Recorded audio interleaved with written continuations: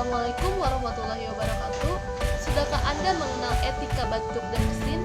Etika batuk dan bersin adalah tata cara batuk yang baik dan benar dengan menutup hidung dan mulut dengan tisu dan juga lengan atas bagian dalam. Adapun tujuannya untuk mencegah penyebaran penyakit